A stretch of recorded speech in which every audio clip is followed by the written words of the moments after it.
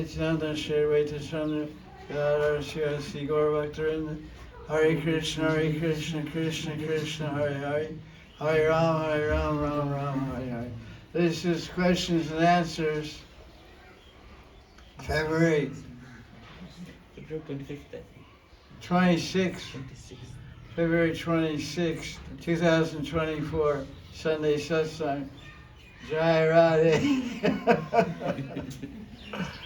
Jaya Radhe. Welcome, Jaya Radhe. Okay, so we're starting here. This gentleman that came from Vaikuntha, you have any questions? I think it's Jaya Vijay. They came from Vaikuntha. Who's Jack, who's Vijay? Who's taller? Vijay is taller because he's got V and you're only Jai.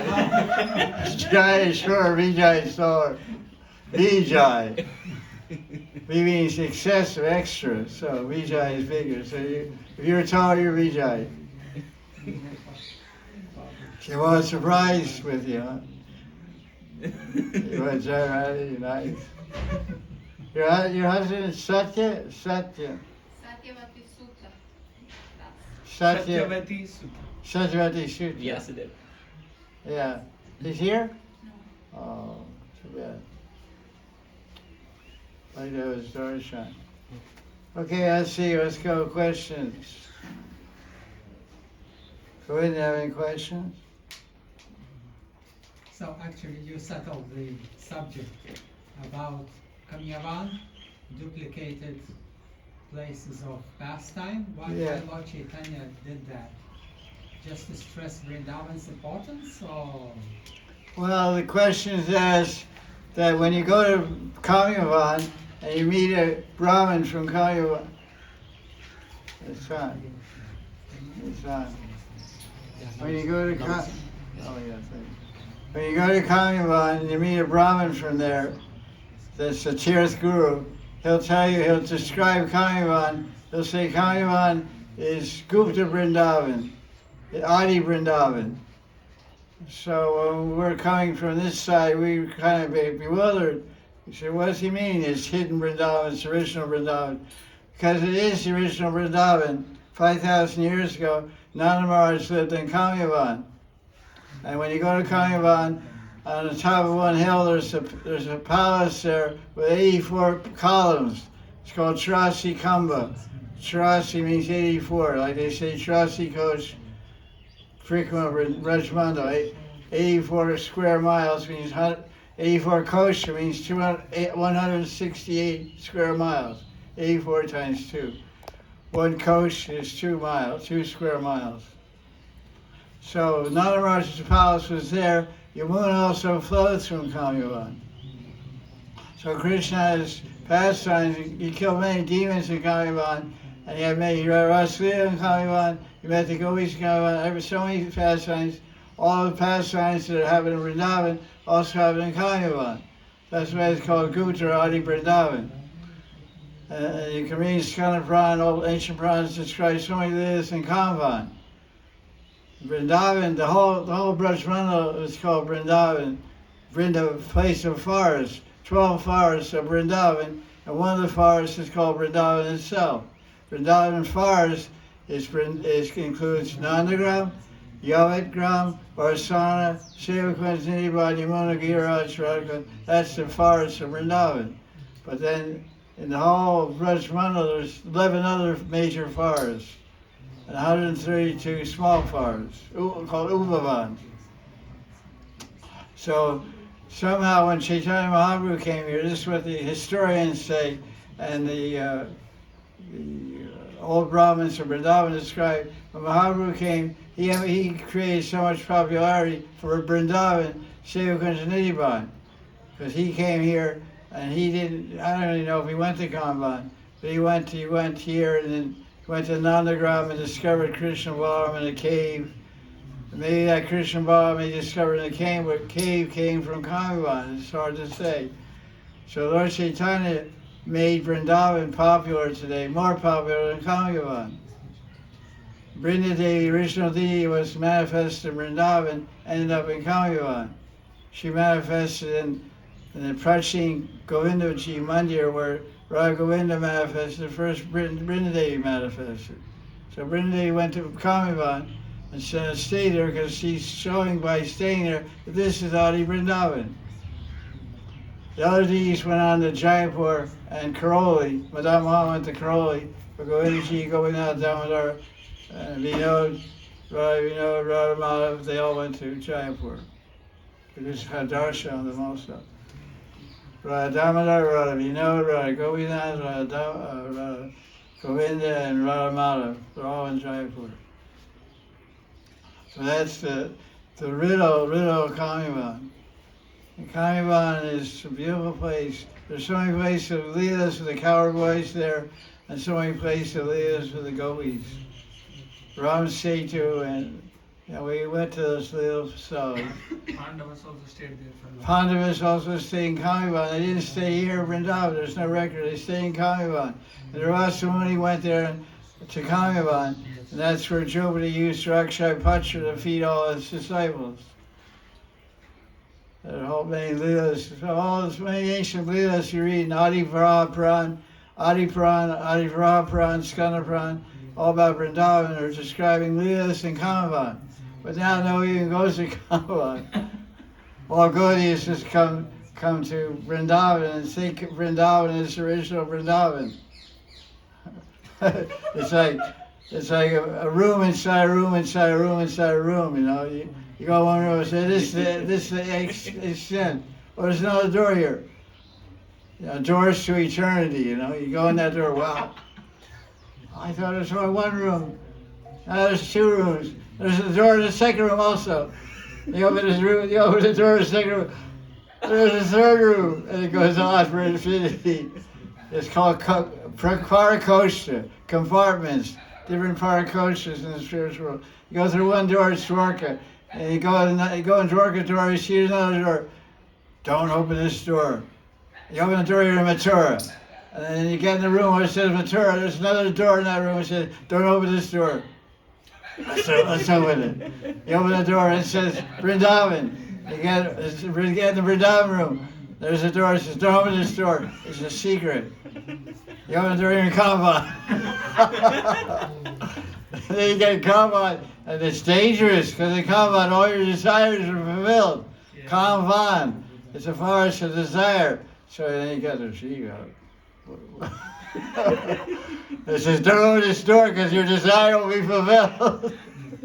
If you open this door, you're going to go into the world of your desire. The world of your desires, you open this door. I better not open it. I better chant some more japa before I open this door to the world of my desire. My world is not very good right now. I had to rebuild my world. Get the right players in my world and get the right kind of squirrels, right kind of monkeys. Get the kind of monkeys in my world that don't steal glasses, don't steal cell phones, and get the kind of dogs that don't chase you when I go to Mangalarti. Have special dogs in my world. If you get the Vrindavan world, those dogs will chase you to Mangalarti. Monkeys will steal your phone, steal your cell phone. You have to create your Vrindavan and your world, and that will happen if you do bhajan and Kamivan. When Baba, Gordas Baba, was staying in Vrindadevi's Mandir for 25 years, I went there once on a yatra. He took me aside. Everybody gave a big donation to him.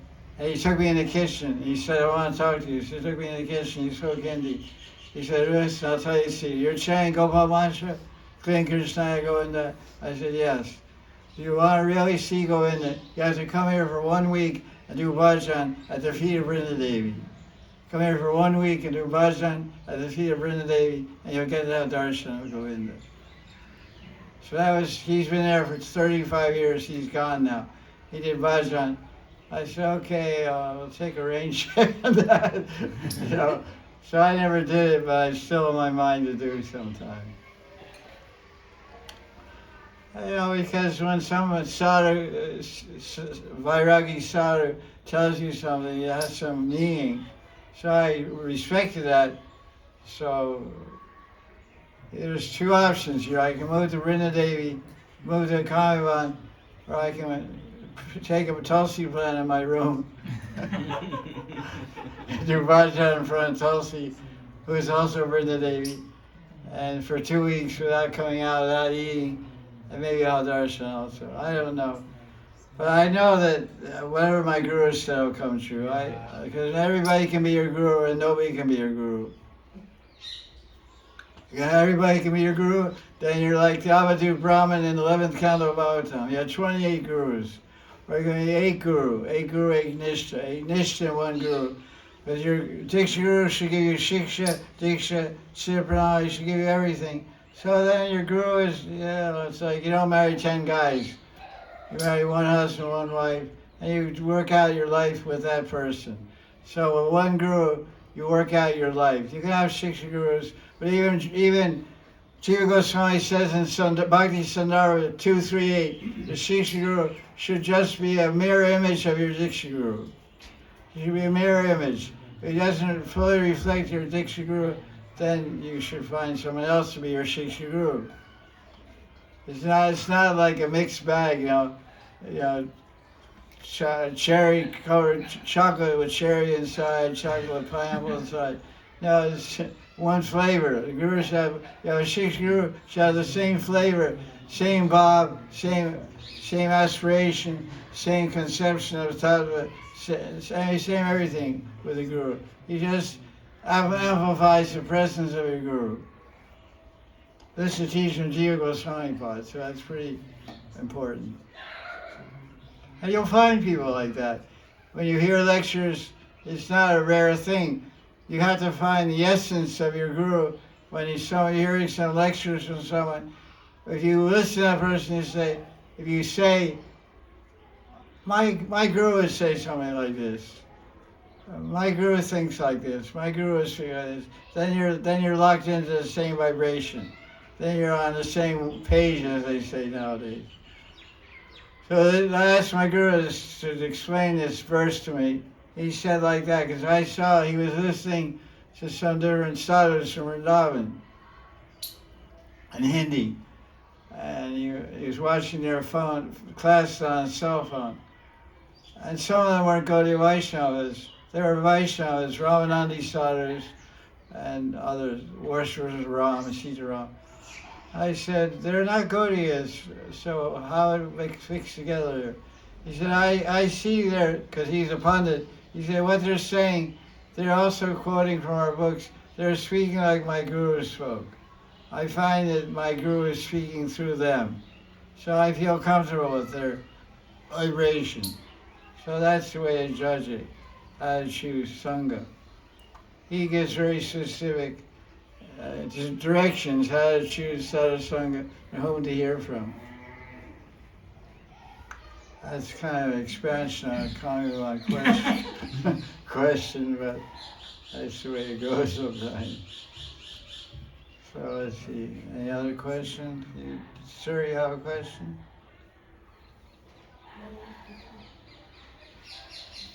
Can you explain more initiation between Guru Diksha and Guru Shaksha? Shiksha.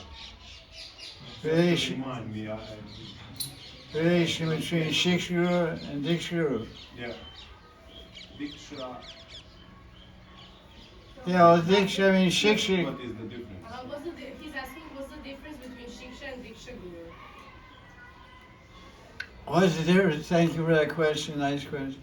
What's the difference between Shiksha and Diksha Guru? One thing is there's no difference. One answer is there's no difference because the Diksha Guru also gives Shiksha. Because in the definition of Bhakti itself, Bhakti doesn't begin with chanting Hari Krishna mantra.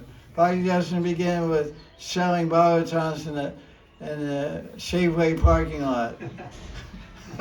Or the A&P or whatever, big food town or whatever your local food store is. And Bhakti doesn't begin begin with chanting Hare Krishna or even studying Bhagavatam. What is Bhakti? What is Rupa Goswami? Rupa Goswami is the father of Bhakti. How does he describe Bhakti? He says there's 64 limbs of Bhakti. 9 limbs we've probably heard about. Hearing, chanting, remembering, Shravana, Kirtana, Vishnu Smaranam, hearing, chanting, remembering, offering prayers, worshiping Murti, etc. Serving Vaishnavas, doing prikma, offering prayers, becoming a servant, becoming a friend, becoming a lover, having Gopi Bhav type consciousness. These are 9 limbs of Sadhana, Abhinavedana, Karpanya. But he says that's later. Bhakti begins Guru Pada Shraya. Bhakti begins with Guru, not chanting Hare Krishna, not studying Bhagavatam, not studying Bhagavatam, not worshiping Murtis. Because people always see some places, they get Murtis, they start doing puja, they start chanting Hare Krishna, start studying Bhagavatam, don't have a Guru. So all they're doing is making seva aparats and nav aparats. Because you have to start Bhakti with, Bhakti begins on a foundation called Sambandha. Sambandha means the foundation of Bhakti. It's based on knowledge. A building is based on a foundation. Make a basin, make a foundation, then you go up. So Sambandha, then Abhidya. Abhidya means practice. Practice means deity worship. Practice means chanting Hare Krishna. Practice means worshiping Murti. Practice means offering your food. First study. Then everything's like not following Rupa Goswami. So it gets all confusing result. Because they start off and create bad habits because they don't know what they're doing. So he says first you take Guru Pada Shraya, surrender to Guru, then what happens? Diksha Adi Shikshana. Second thing is you take Diksha, third thing is you take Shiksha from this Diksha Guru. Fourth thing is you Guru Vishwambhaya Guru Seva. You serve the Guru with intimacy mixed with respect. Vishrama means respect, Avi means without respect. So it's respect and no respect. It's respect with affection. You have loving mood, but you also, he's Bhagavan, he's Shakshadari, he's a representative of Bhagavan, I'm a Das, I'm a servant. And you have certain borders and certain parameters that you work in, and behavior standards that you follow. So that's called Vishramba. Then the fourth thing is Sadhavart Manavartate. That's the fifth thing. All of the first five limbs of Bhakti are about establishing a relationship with Guru and Sadhus and studying knowledge, getting Shiksha. It means getting knowledge. That's all from Diksha Guru. So there's one answer to your question, there's no difference between Shiksha and Diksha. Because Guru gives Shiksha. But it has much wider meaning. I mean, Guru initiation could be in some karmic rituals or to some mantra meditation or to many different paths, including... Well, Diksha, yeah. Well, I'm just saying the function of the Guru is to give Shiksha. But the actual Diksha process is what you're asking about. The Diksha Guru engages the disciple in Diksha process. So what does the Diksha process mean? It means the Guru takes the disciple through 5 samskaras. He performs 5 samskaras to establish that jiva in spiritual consciousness. One is called Nam Samskara, one is called Mantra Samskara, one is called Mantra Samskara. Ija worship. Ija. Ija Samskara Puja, one is called Tilak Samskara, and Vaishnav Chinna Samskara. What does that mean? It means he gives you mantras. Gopal, the Diksha mantras in Gaudiya Sampradaya are receiving Gopal mantra and Kamgayatri. These are Diksha mantras described in Hari Bhakti Vilas and Gopal Tavani Upanishad and Brahma Samhita and Madhya Chaitanya Charitamrita. These are our Diksha mantras. Hari Krishna mantra is not a Diksha mantra. That's the first point. So he gives Diksha mantra. Then he gives a name, Das or Dasi. If you already have a name, if your name is, you're some Indian person, your name is Shiv Prasad Agarwal, you get the name Shiv Prasad Das. Because Shiv Prasad is the name for Krishna. Her name is Gopal Gupta. You become Gopal Das. You don't have to change the name. You just have to add Das or Dasi. Like some people have, Indian ladies have spiritual names. Or lady has honor, her name is Anuradha or Yamuna or Arundhati or Parvati. You get the name Parvati Dasi? No big deal. Dasi, what non-sanskar means, you get the name Das or Dasi, which is given by Guru. Jivara Surupaya Krishna Arundhati Das. And third thing, Vaishnav China. You get the marks of Vaishnav China Samskar.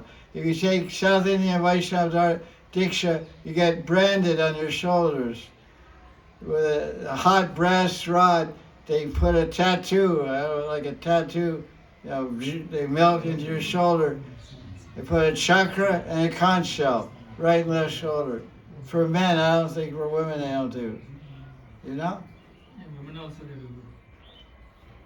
Wow, I didn't know that. I was thinking it wouldn't do that.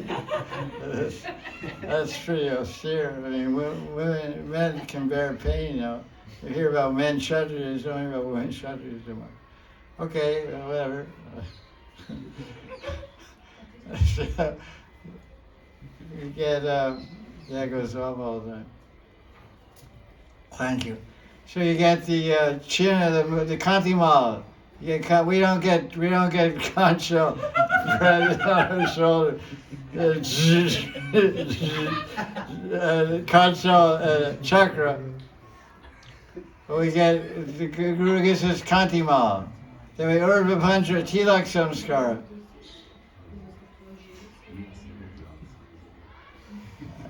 And then the tilak samskara is the tilak, which is a mark of your part of your family line. Tilak.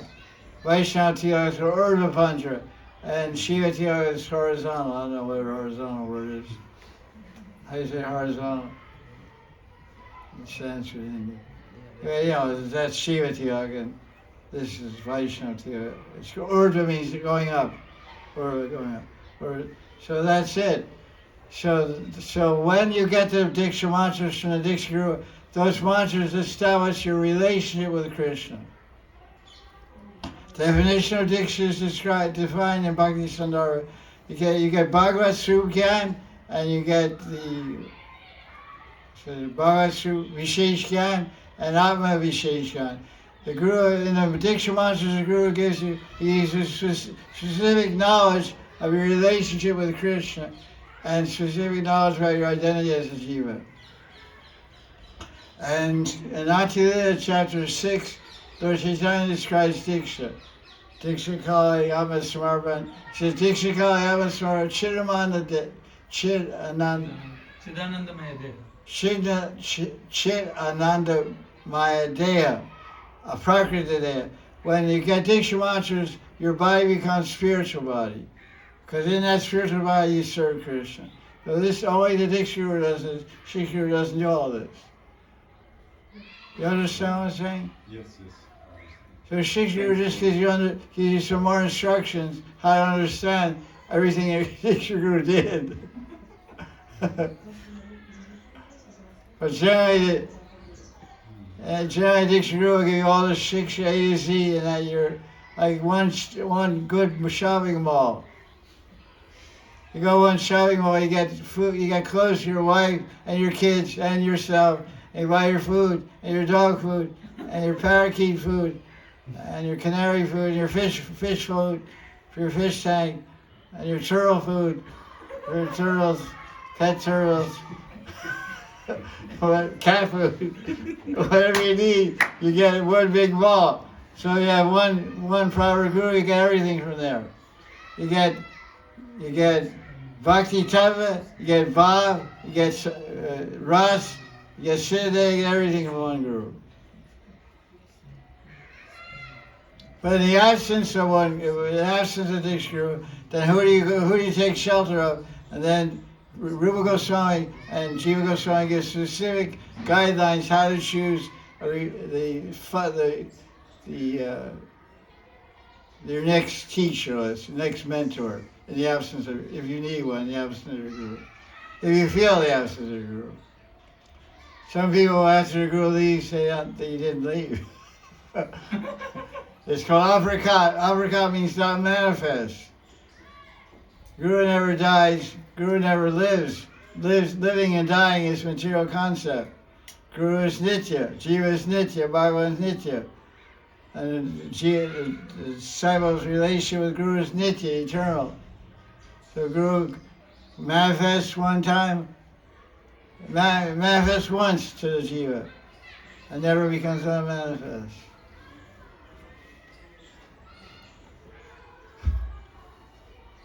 Once you see Hare Krishna's darshan, you'll see him all the time. When you become siddha, you stay siddha. You don't become unsiddha. When you go to Krishna, it's eternal. You don't come back to non-eternality, into Maya Jagat. Is that clear? Yes. Yes. You have more understanding, or Much more. Yeah. Especially Guru as eternal principle that represent the connection between divinity and the individual. yeah, the Diksha Guru is that eternal bond, connection, link.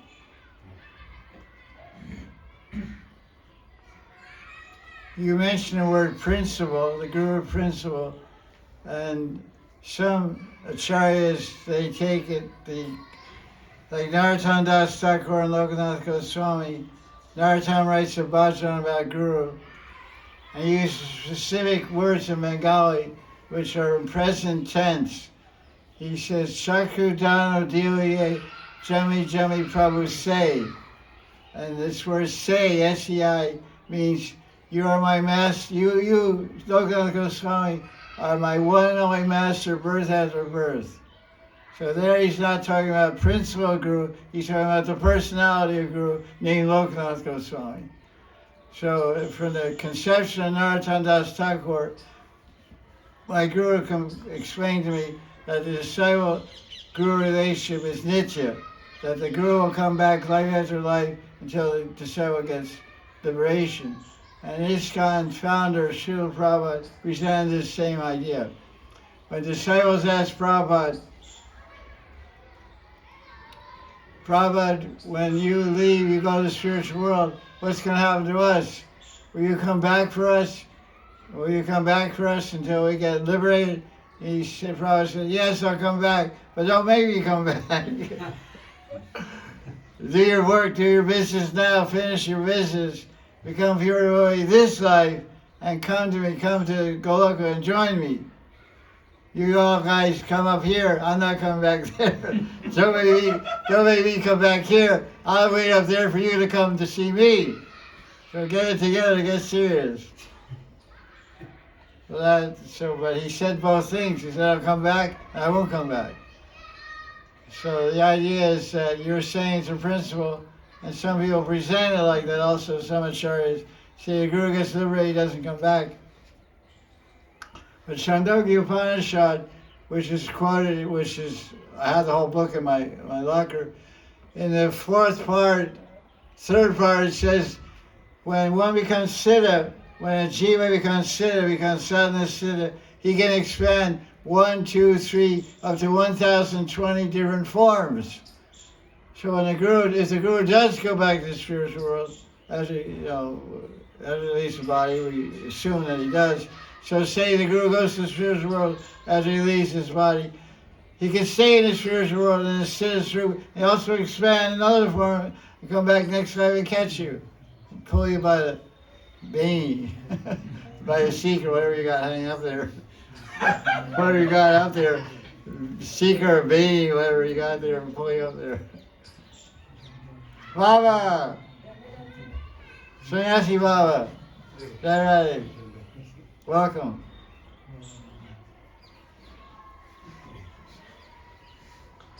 So principle, but love, no one wants love to be a principle.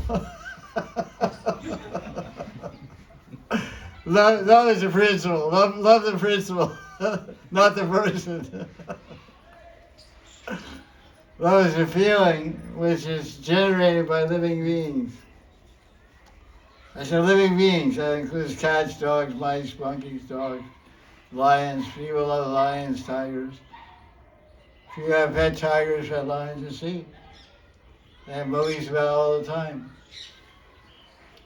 So wherever there's Jiva, there's love. Mother birds love their baby birds. Mother monkeys love their baby monkeys. There's a Jiva there. The honeybees love the queen bee. They make sure she's fat. They bring her lots of honey and lots of pollen. The feed her, she gets fatter and fatter. She walks around. She's so fat. Queen, you know, she's a queen, you don't get fat. Yeah, I've never seen a skinny queen. That's so easy. King Henry VIII was so big, he was a huge guy. Jaya Jaya Sri Radhe. Okay, let's see, let's finish that one out. Questions? Chatting questions? No? Oh.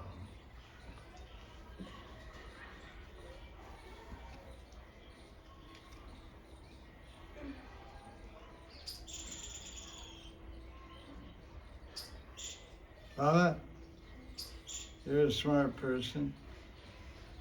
I'm trying to formulate my question. Okay, thank you.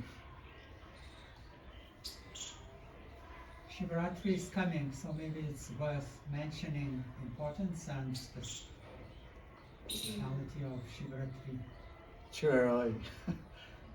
He asked me on Shivaratri. Bam. Shivaratri is, well, it's coming, it's not so far. Shivaratri is 11 days or something. Anyway, the question is asked, we'll speak more about it later also.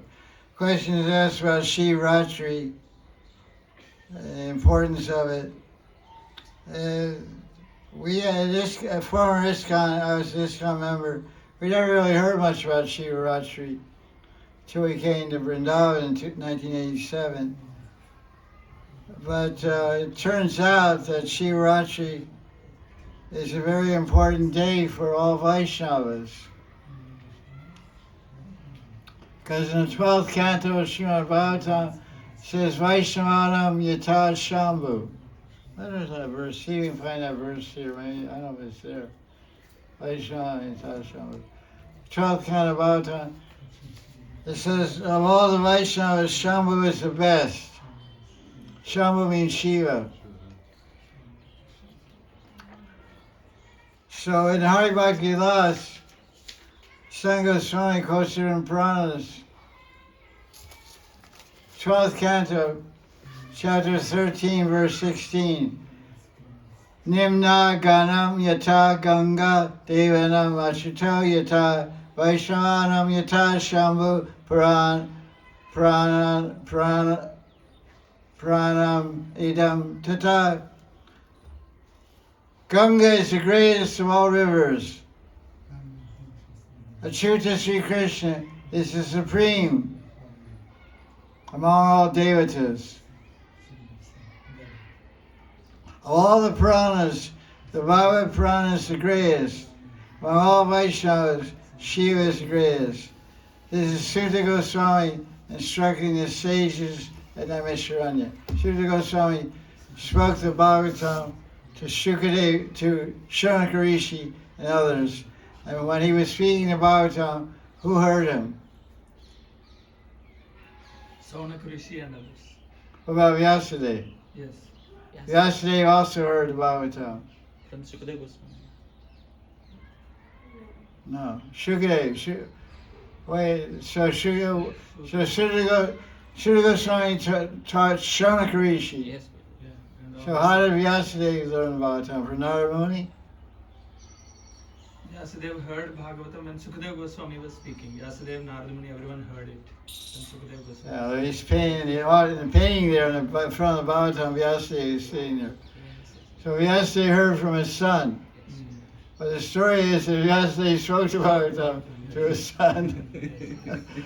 The Bhagavatam itself, in 7th chapter, says Vyasa spoke to Bhagavatam to Sukadeva. Yes. And Narada Muni spoke Second to time he wrote. Vyasadeva. Yeah, that's the point. Narada Muni spoke to Bhagavatam Vyasadeva. Vyasadeva taught to Sukadeva. Sukadeva later taught to Parikshit. Because of the Bhagavatam, Vyasadeva sat and listened to his son speak to Bhagavatam, which he taught to his son. You follow it?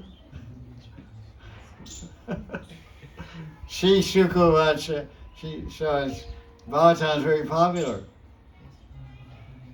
So he spoke it, he heard it, he spoke it, he heard from Narada Muni, he spoke it to Sukadeva, he listened to it from Sukadeva. And who did Sonagrishi hear from? Sutta Sutta Goswami. Goswami. Oh yeah, that's right. Yes. Who did Sutta Goswami hear from? Sukadeva Goswami. Sukadeva Goswami. Sutta Goswami heard from Sukadeva. Yes, yes. Okay, we got it straight. I lost the question. What's the question? Shirachi.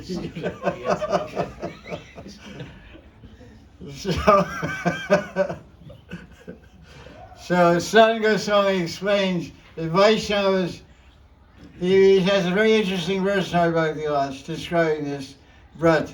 He says Vaishnavas may not think that it's important to observe Shirachi, but they should know it is important they should observe Shirachi. And then he explained why. And then he explained how. So generally, Vaishnavas observe Shirachi by staying up all night, engaging in Harinam Kirtan, speaking Bhagavatam, speaking of glories of Lord Shiva. And that's how they pass the night. They fast all day like Ekadasi. And best if you can do, just take water that day or do nirjala. And stay up all night with a group of devotees doing kirtan, otherwise you fall asleep. Doing kirtan or Hari Katha. And Lord Shiva will be very, very pleased with you. Because Lord Shiva, he's a very powerful devata. Because he's like, practically like Vishnu himself. Because when devotees are advancing in spiritual life, the other devatas have little envy. Shiva doesn't have any envy. Shiva's Asutosh. He doesn't have any envy. He just has a little anger. Shiva has a little anger, but he doesn't have envy. Envy is more destructive.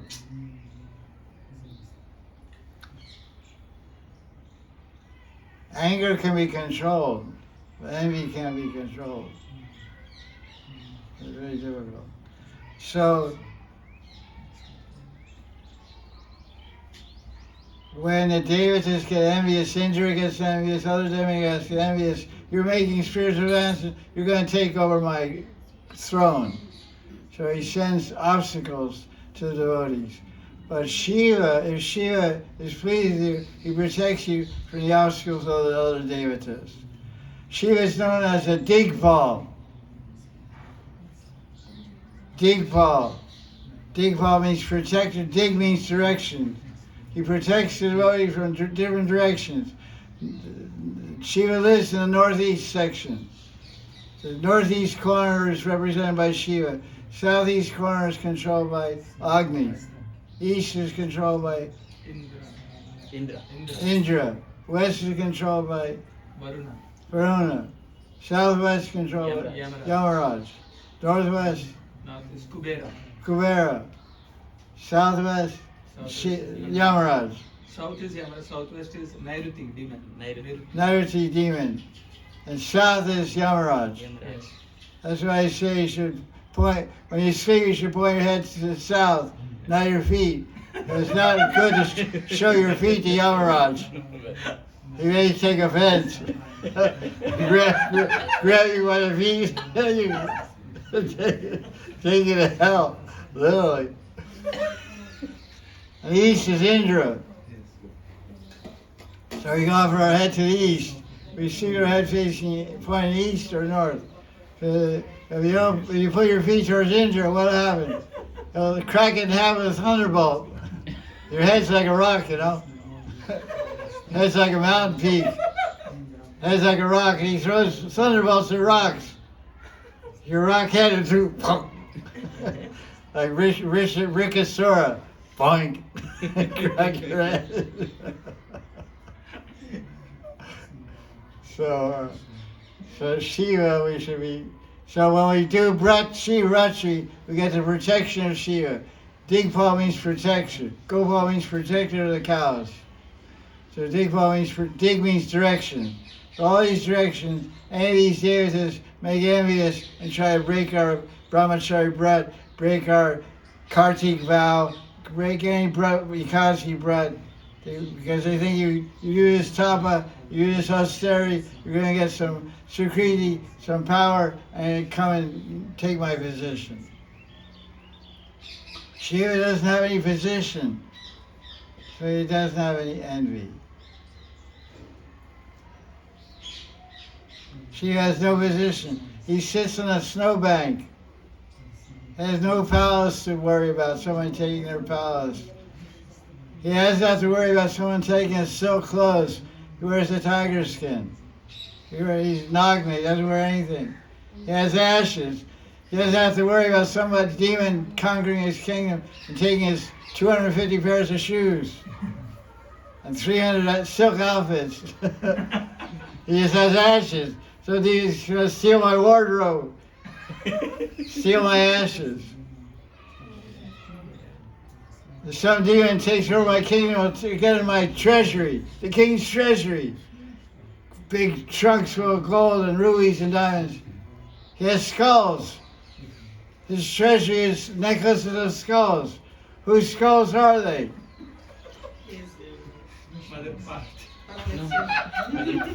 Parvati. There's one product story. I read Rupa Goswami somewhere, I read in one book. He said, Shiva wears the skulls of great Vaishnavas. He goes to the cremation ground. When a great Vaishnava, Siddha Mahatma, is burned up in cremation ground, Shiva collects his skull and makes a necklace. He has one necklace, Gaudiya Vaisnava Siddhas. One necklace, Ramanandi Samaraya Siddhas. One Vaishnava, different Prabhupada Siddhas, you know. I'll tell you, I wear this one. His Grunga Saphira State, I wear necklace, all the heads of Gaudiya Vaisnava. Today's Ramchandra Saphira State, I wear this necklace of all Rama. You know, like a lady wears, I wear a pearl necklace, I wear a diamond necklace, I wear a ruby necklace, I wear an emerald necklace. So now Shiva doesn't have to worry about anybody stealing his necklaces. Bangles, the bangles are Raksha. The Raksha, some cheap seeds fall off the tree, make some bangles. They're not gold bangles and all this stuff. So no, he's not envious of anyone, no one's envious of Shiva. But so Shiva protects you from envy. Because envy, what is the cause of envy? Envy is a Hankar problem. And Shiva worships Shankarshan. His Ishtadevata Shiva is Shankarshan. And the mantra is Shiva. What's the mantra Shiva chants? If you have an Ishtadevata, you have to have a mantra to worship Ishtadevata. Which we Om Namo Shivaya. No, he's not going to chant his own name, you go wrong. That's you chant that, he doesn't chant that. He's not like you. Me. Everybody's chanting me, mantra. She was not going to chant. She got asked what mantra she was chanting. She said, oh, no, it's wrong. He's not going to chant his own name. He's not like you. Me. Oh, no, it's right. He chants, Hari Ram, Ram Ram, Hari Ram, Hari Ram. Shankarshan Ram ki. Jai. He worships Shankarshan Ram.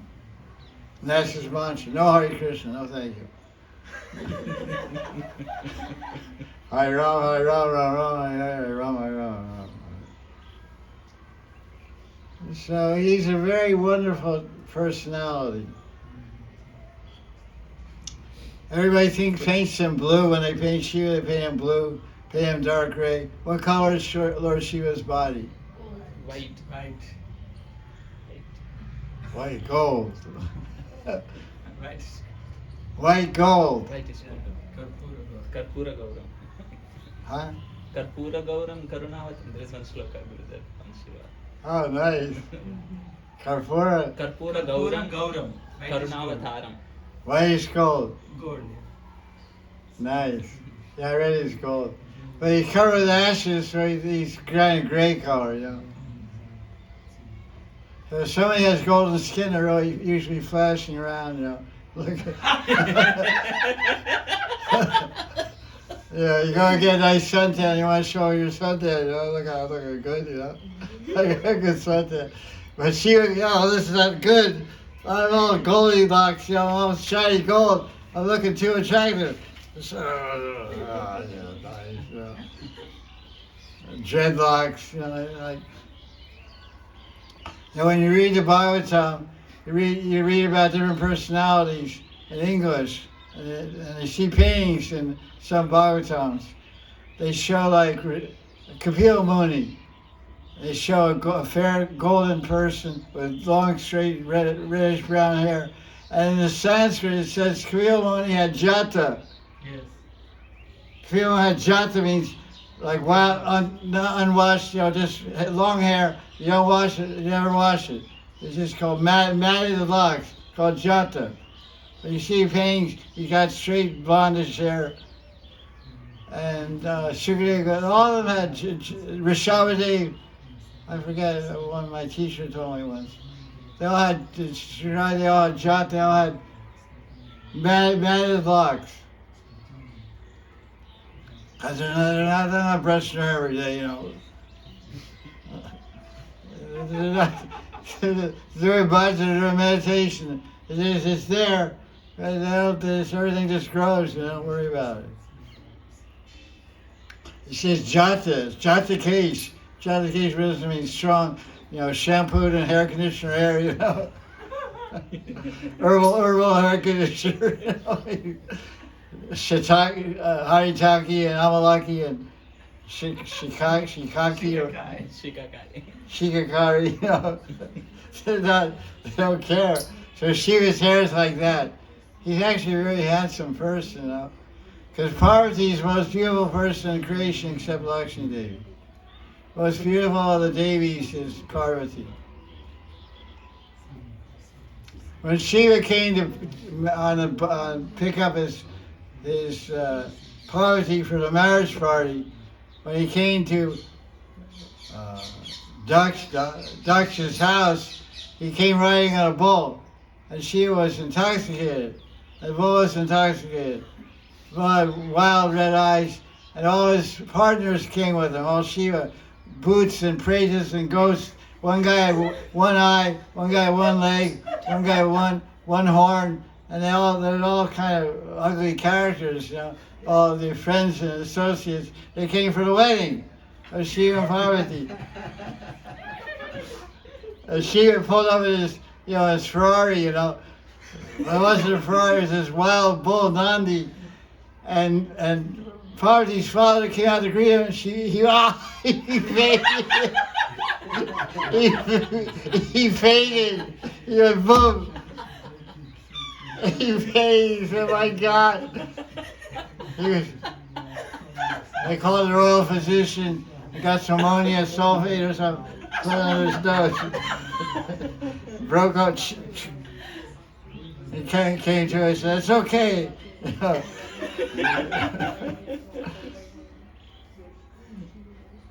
So Shiva wasn't very attractive looking. But Shiva, because Shiva worships Sankarshan. And Sankarshan is in charge of Hankar, false ego. So all the problems with envy are caused by false ego. So Shiva worships the Devata in charge and controlling false ego. He has no false ego, so therefore Shiva has no envy. So you never have to worry about Shiva trying to break your vrata. Shiva blesses you and protects you. Especially favorable for brahmachari, sannyasi, and single sadhus and sadhvis, female and male saintly people. but they have a hard road to follow. Why, it's very powerful for everyone. But the main obstacle for every jiva in the material world is hankar. Misidentifying with the material world, misidentifying with the material body as I and mine, ahamameti. And this hamameti tendency, which is binding us to Maya and to rebirth, can be destroyed by the Kripa of Shiva. So most serious sadhakas, even Gaudiya Vaisnavas, make sure they have a strong relationship with Bhagavan Shiva. By prayer, by puja, by remembering, by fasting on Mondays, different ways to observe it. Especially, of course, Shivratri is a special day, because one name of Shiva is Ashutosh. Ashu means quickly, Tosh means satisfied. He's very quickly satisfied. Toshan. Samsidir Hari Toshanam, right? The first kind about it. Samsidir, what's that verse? Atapumbit Vijashrestha Atapambir Trijashreshtas Varnashrama Vibhagasha Varnashrama Vivagasha Swanishtitasya Dharmasya Sunishtitasya Dharmasya Samsidir Haritoshanam. Samsidir Hari Toshanam. First kind about chapter 2, I suppose. Yes. Chapter 2. So, Hari is very easily pleased. So worship of Shiva is recommended for every Gaudiya Vaishnava. And practically they do.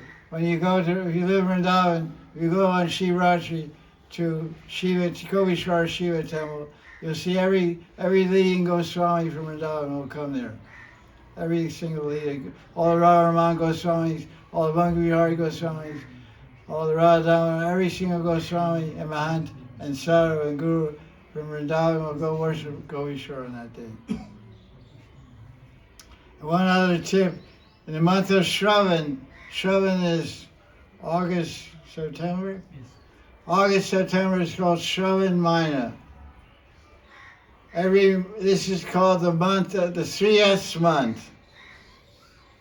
3S Ishtadevatas.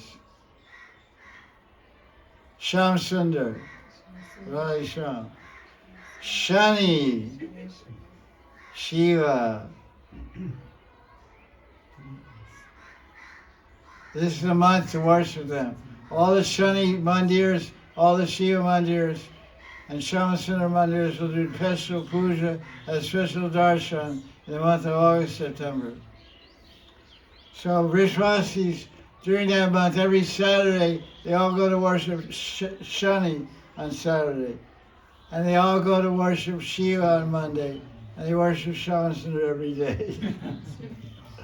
Day and night, all day, all night. Radha Sham, Radha Sham. This is the example of modern day Vrishvasis.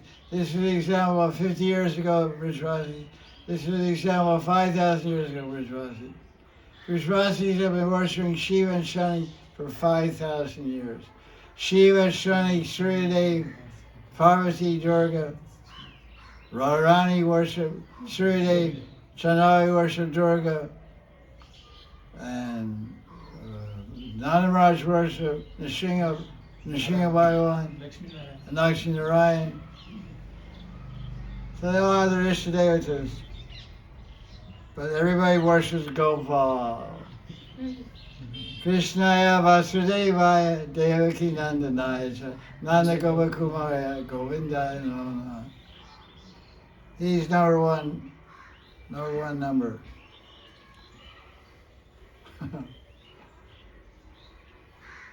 It's all part of the, like you have an orchestra. They're playing one symphony. It's a symphony with so many instruments. So the symphony of Krishna Prem has so many instruments being played in it. Timpani, drums, clarinets, violins, pianos, harps, everything you can imagine, all playing in harmony, in tune. To tune the symphony is a symphony of love. So it's all connected to the center. So for us as conditioned souls, it's part of our bhajan. it's part of our bhajan, part of our sadhana to attain perfection. As for the Brajvasis who attain prema, it's part of the expression of their love. Or expressing their love for Bhagavan, Sri Krishna, and all the devotees also. Because all the devotees have spiritual forms in the spiritual world. There's a spiritual Shani, there's a spiritual Indra, there's a spiritual Shiva, spiritual Parvati, they're all there in the spiritual world. When you go to Golok Vrindavan, there's Shani Mandir. There's Gopi Mandir. Where am I? Did I go anywhere?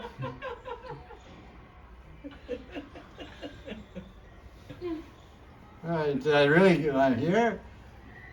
Like one sannyasi told me, he said, if you have darshan of Krishna, Krishna gives you darshan, you have so many doubts, you'll take some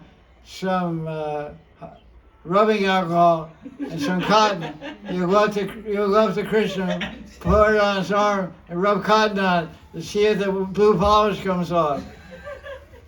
You'll think he's some guy dressed up as Krishna with blue polish on his skin. So you rub hydrogen peroxide, some alcohol. Krishna, what are you doing, man? I want to see if you're God. I don't believe you. I don't believe you're really Krishna. You're some guy disguising yourself with blue paint on your body. He said that's how thick the covering of doubts are. I don't know.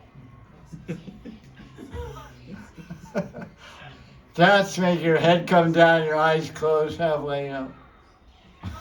When you're not down, your head's up. When you know the truth, you're calm, your head's like this. Okay, it's like this.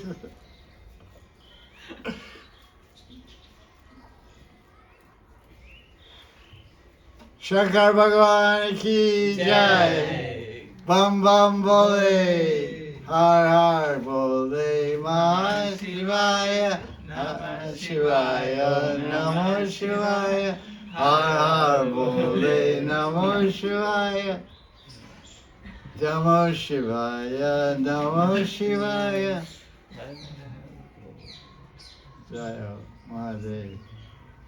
Udeshwar Mahadev ki jai, Gopeshwar Mahadev ki jai, Sakaleshwar Mahadev ki jai, Nandeshwar Mahadev ki jai, Asheshwar Mahadev ki jai, Kameshwar Mahadev ki jai, Amarnath ki jai, Kedarnath ki jai, Kashi Vishwanath ki jai, Pashupatinath ki jai, Somnath ki jai, Jyotirlinga ki jai. I'll keep you busy. Rameshwar Linga ki jai. Shrota Linga ki jai. Amarnath is barf, ice linga. Shiva sits in the snow and meditates, right? I saw pictures on the internet, some guy sitting in the snow and meditating. It's a really cool picture. He had a beard, had all snow on his beard. He was sitting there. I don't know if it's Photoshop or what, but it looked pretty real. The guy just sitting there like a summer day, He was all sitting all snow around, and his beard was full. You saw it? It's all full of snow in his beard and everything.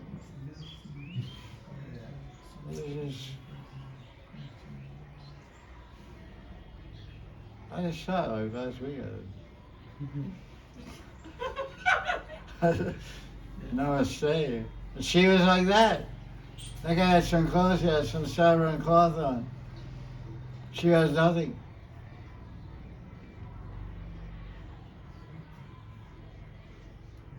There's a story once, a Shiva story, that Parvati said, look, I'm tired of, it's just sleeping under this tree and the snowbank and everything.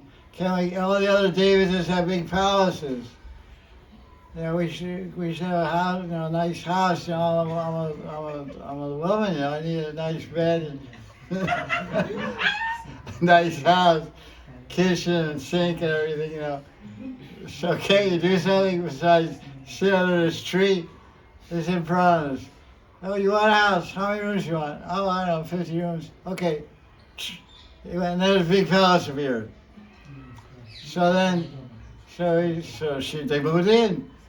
But then Shiva said we have to have a Griha Pravesh ceremony first. Griha Pravesh. So Parvati, Shiva sent all invitations to Indra, the Maharaj, to Chandra, the Surya, to Vishnu, all the devas and devotees, devas and devis. He invited them to the Griha Pravesh. So they all came there on their different wahans, their carriers, peacocks and bull and buffalo, buffalo carriers, peacock carriers, eagle carriers, Garuda eagle, and Hamsa. Hansa, Makar, and this and that, and Paris, and so all these cars are in the parking lot, It looks more like a zoo than a parking lot.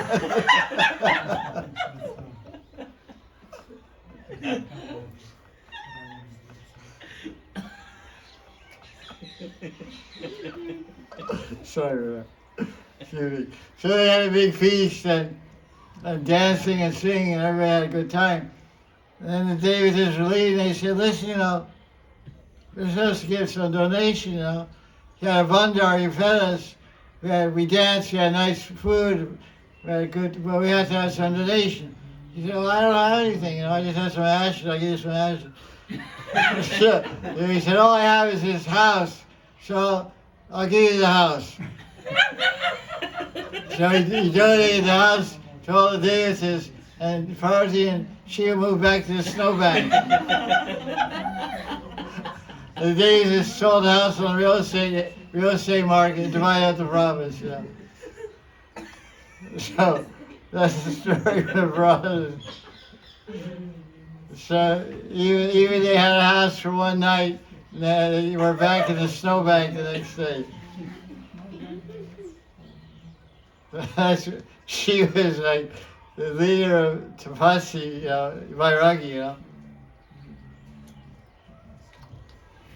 We're particularly fond of Shiva because we're in his family. The Vaitacharya is son of Shiva, spiritual form of Shiva, spiritual planet, son of Shiva Lok in Vaikuntha. He appears in this world as a Vaita.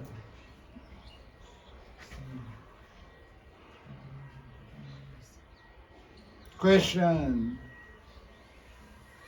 Sannyasi Baba, you're quiet. Come on, wake up, Jijago.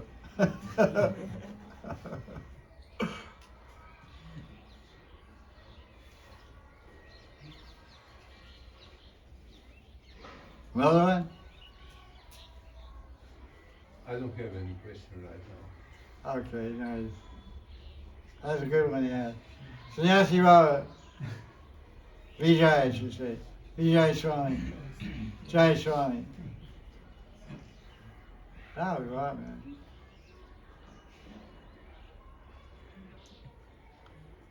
Veronica. Italian, no. I asked if there are questions to Italian. No. Is there that question? I would like to paraphrase Krishna from Bhagavad Gita when he said that I'm the mother and father of the universe. So I just try to grasp all that as a part of one divinity that is omnipresent. So envy and jealousy and all these qualities connected to ahamkara means that individuals are more attached to the material world, less to that oneness of the universe. So that's triggers all these qualities that detach us from our true self. So I would just try to grasp all together that all this, Brahma, Vishnu, Shiva are one. Like also Krishna is like incarnation of Vishnu, but Vishnu, Shiva, Brahma is just manifested form of one divinity. So all these qualities like envy and jealousy, for me it's a little bit hard to connect to any form of divinity. How would you comment that divinity can have envy, for example? On the lower levels, because I mean these divinities can attain different material forms in the different realms. So as you go higher in that cosmic level where ahamkara is not that present, I would comment that envy is very hard to be divinity is very hard to be attached or grasped with envy or jealousy. How would you comment in some particular case that divinity can have these feelings? That's a very good question. He's asking a question about the qualities we find in this world: calm, crodh, lobh, moha, greed, anger, envy, greed, anger, lust, envy. These are qualities in this material world and this middle planetary system. How do we find these present in higher divine personalities like Indra and Brahma, Shiva? Shiva became lusty for Mohini Murti. It appears that way. 8th canto Bhagavatam. He chased her and like that. So how is the questions asked that these higher divinities should be free from these lower vibratory tendencies that we find in the lower planetary regions. So what we find here is he's saying the whole universe is divided into two basic divisions, material and spiritual.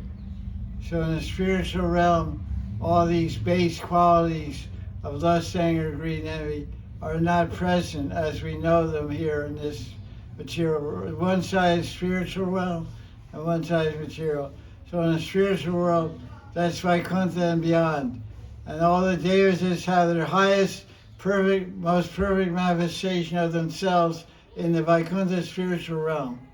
But when those same personalities manifest in the material realm, then they manifest different degrees of these base qualities depending on what level they're appearing in.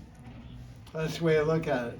Like Shiva in the material world shows some anger and some lust, but in the spiritual world he doesn't have any anger or lust.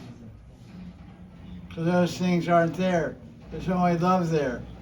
Love and different aspects of love. So there's no fighting, there's no fear.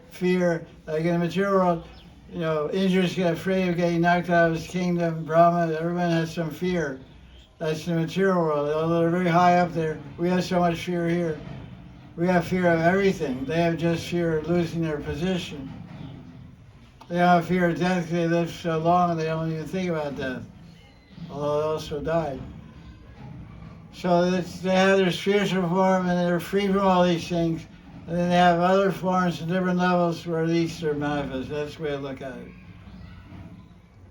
So the divinity, when they're in their fullest divine forms in the spiritual world, they don't have any of these qualities. But if they're not in the spiritual world, they're going to manifest different degrees of it. Like Indra manifests anger, he can't control it.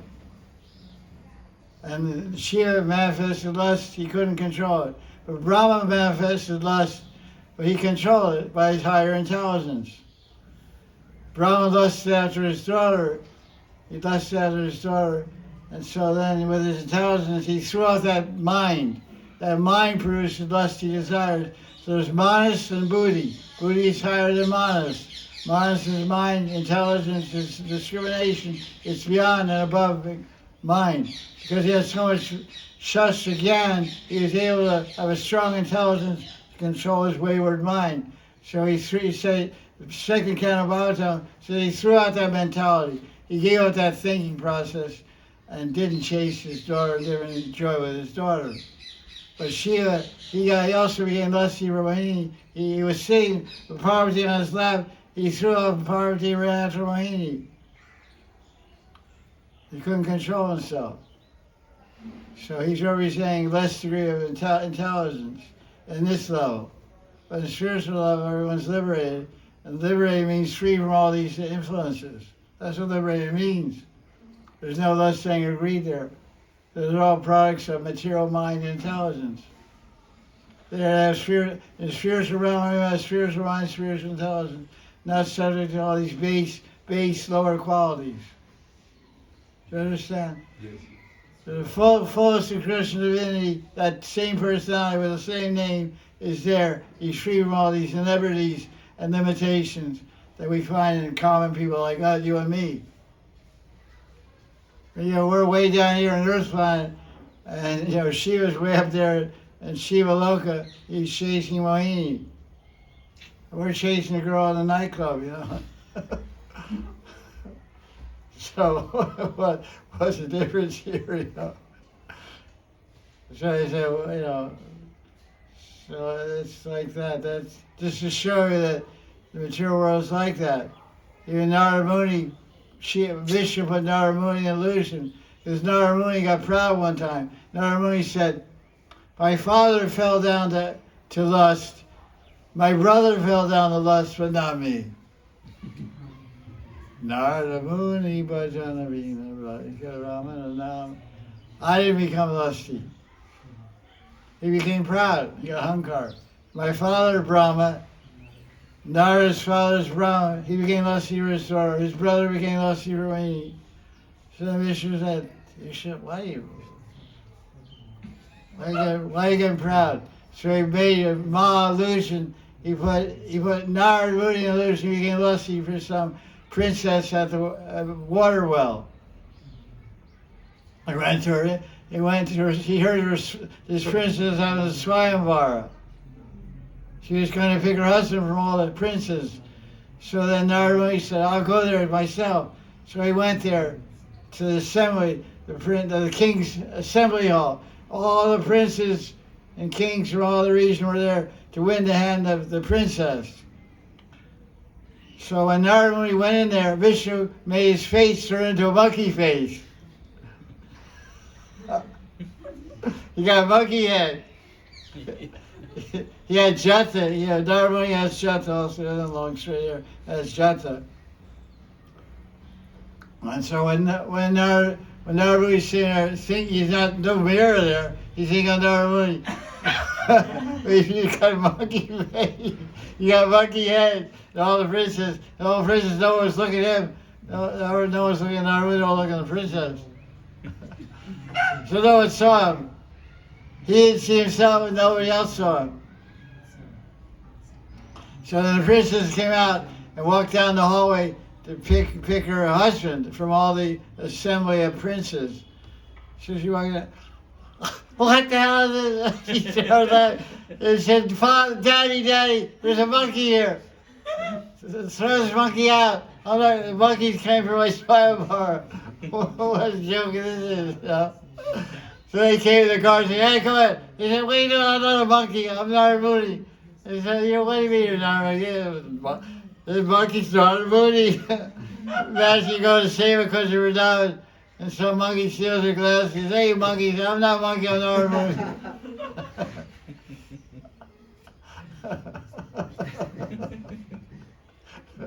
So Narada Muni, they threw him out and get out. They threw him out. A monkey? He can't see himself, he doesn't have a cosmetic mirror in his pocketbook, He's not a girl, Nobody's talking about. So he went to the river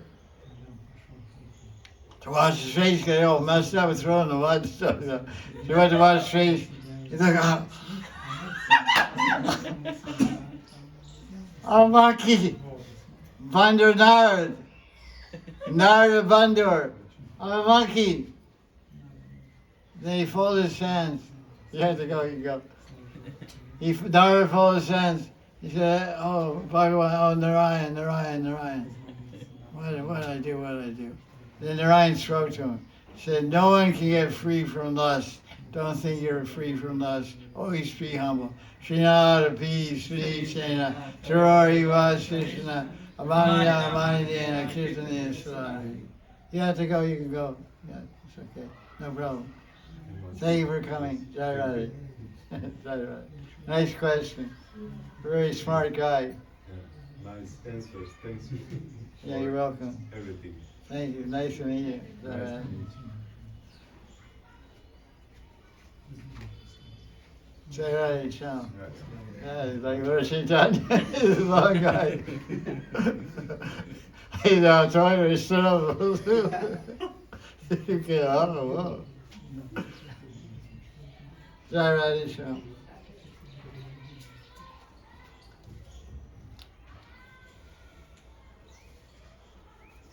Good morning.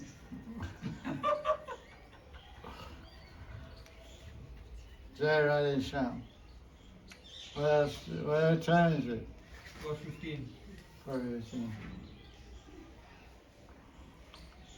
No internet question. I mean, no one's up enjoying the springtime. There's some disconnection all the time.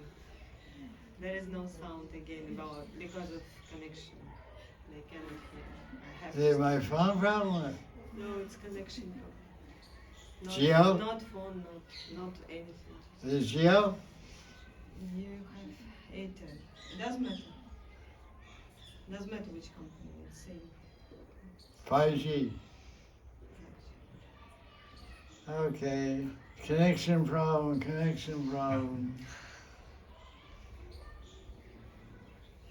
It's like Java. Saying Java have a connection problem. Or say, Hare Krishna, we don't feel connected with Krishna. We can't see Krishna, we don't feel Krishna.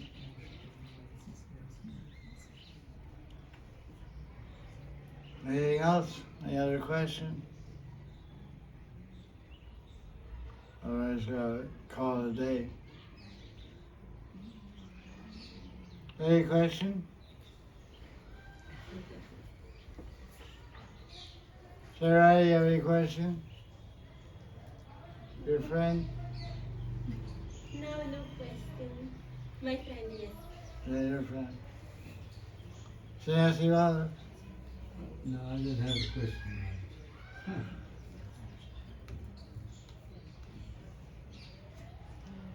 I say no. No, no question. Oh, no question.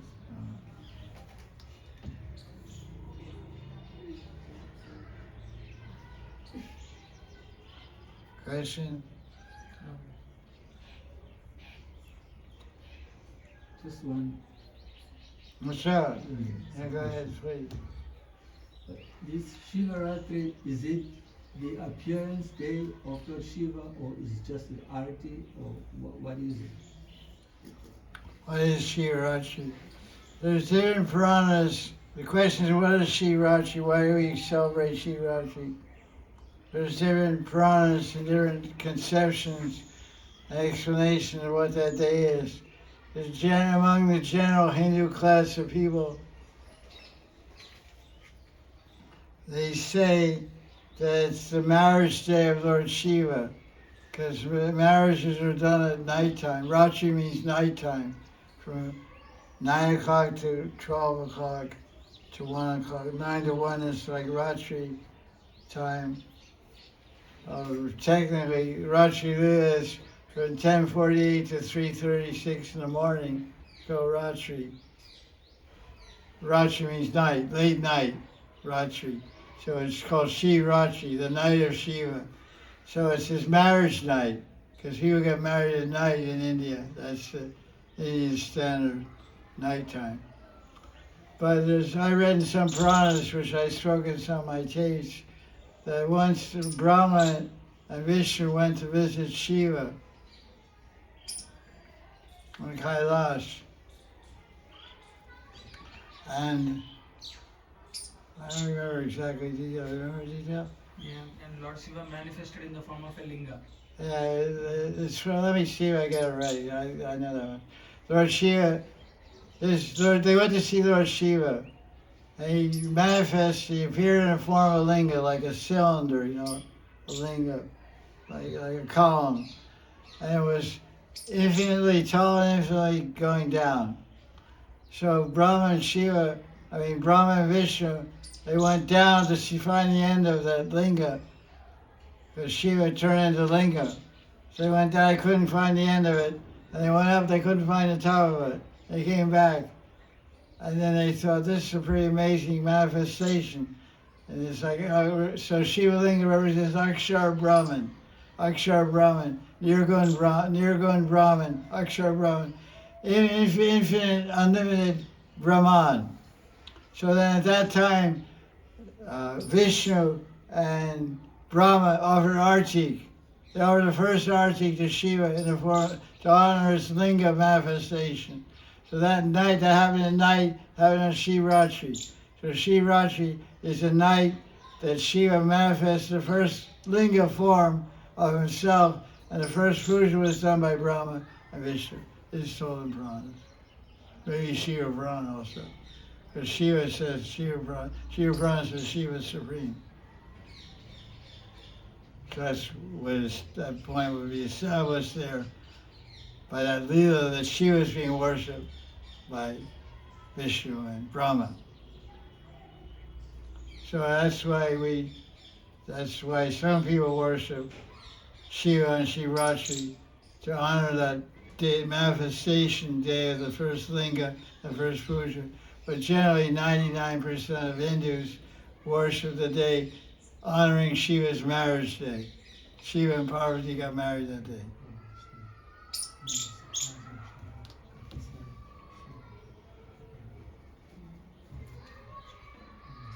Yeah. In the discussion between Ramananda and Chaitanya Mahaprabhu, there are some initial verses. They say that Chaitanya Mahaprabhu says, Yeto Bahya, this is external. Like, Yat Karoshi Yadashnasi, there are few verses. Why Chaitanya Mahaprabhu told like that, why it is external? I just want to. The question is, in Madhya Chaitanya Charitamrita, chapter 8, there's a discussion between Ramananda Roy and Chaitanya Mahaprabhu. It's called Ramananda Samvad. Vad means speech, complete talks of Ramananda Roy and Lord Chaitanya. So Lord Chaitanya is asking questions and Ramananda Roy is answering, but actually he himself is saying that he's actually a parrot being taught to speak by Lord Chaitanya. The questions are by Lord Chaitanya, the answers are also by Lord Chaitanya. So in the beginning, Lord Chaitanya asked the question, what is the goal of life and how to attain the goal of life? So Ramananda Roy gave the answer, to define the goal of life and the means to attain the goal of life by explaining karma and jnana and bhakti and this and that. So he said verses like Yat Karoshi Ashnasi, which is Sarvadharman Parityaja. he said different verses from Gita, and Lord Chaitanya said, Age, Yeto Bahya. Eto Bahya. So this is external, go farther. So he said, so the question is, why is Lord Chaitanya saying Bhagavad Gita is external? Bhagavad Gita says to surrender everything, give up all dharma, surrender to me. Lord Chaitanya is saying that's external. So what's the answer? So the answer is, it's external to what Lord Chaitanya wants to teach. As far as dharma, artha, kama, moksha, in terms of moksha, which is the goal of the Upanishads and all the Vedic literature, the Gita is not external. Gita is leading to moksha. But Gita is external in terms of what Lord Chaitanya came to teach. Because he said, Sarva Dharma, he quoted 1866 of Gita, where Krishna is telling Arjuna, surrender everything and worship me. And Lord Chaitanya said, that's external. Because Lord Chaitanya came to teach Braj Bhakti, Radha Bhakti, the prema of Radha and Krishna, Vrindavan. And that's not taught in Bhagavad Gita, that's not taught in Upanishads, not taught in the Vedas, that's taught in the Srimad Bhagavatam, and emphasized by Lord Chaitanya. So until Ramananda Roy got to that point, he said external. External, and then he stopped saying external. He said, speak, go further. Okay, so hi. If this is okay, go ahead. Yes. Yeah, first he said that's external to what I'm going to teach. Then he didn't say external. He said, that's okay, but speak, go higher. Because Ramananda Roy said, that's your bhakti. He said, that's okay, that's good, but not go higher. He said, second bhakti. He said, that's okay. And finally he talked about Madhurya Bhakti. He said, that's okay, go higher. Then he talked about Krishna Bhakti. He said, that's okay, go higher. Then he talked about Radha Bhakti. He said, now you're getting there. He talked about Radharani's Bhava. He said, yes, now this is right. This is the topmost thing. Now how you attain the topmost thing. Then he talked about Raganuga Bhakti. He talked about Siddhanta, meditating on Siddhanta. That's all taught in Madhurya Chatri. So this is the final point. This is the goal of life, and this is the means to attain it. The goal of life is Radha Krishna's seva in Vrindavan, and the way it attains Raganuga Bhakti and Siddhanta, meditation. It's all taught there. That's right, it's the summary of the whole teaching of Lord Chaitanya is Madhurya Chatri. It's the Prayojana and the Abhideya, the goal of life and the means to attain it. He teaches it, because he says, Raganuga Bhakti, and Lord says, how do you practice that? Then he teaches all that. All those teachings of that chapter are in my book, Chaitanya Mahaprabhu and Raganuga Bhakti book.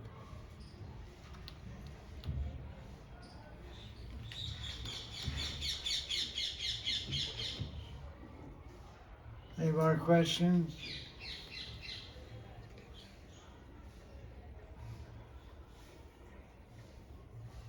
No. No answer to that question?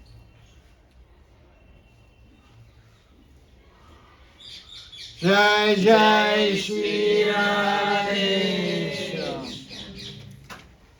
Jai Gurudev. So prasad.